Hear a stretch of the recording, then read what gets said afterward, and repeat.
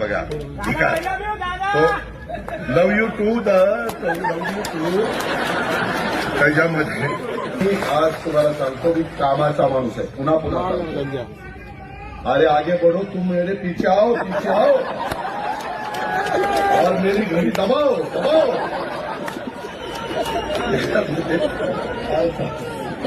मला पुढे जायचं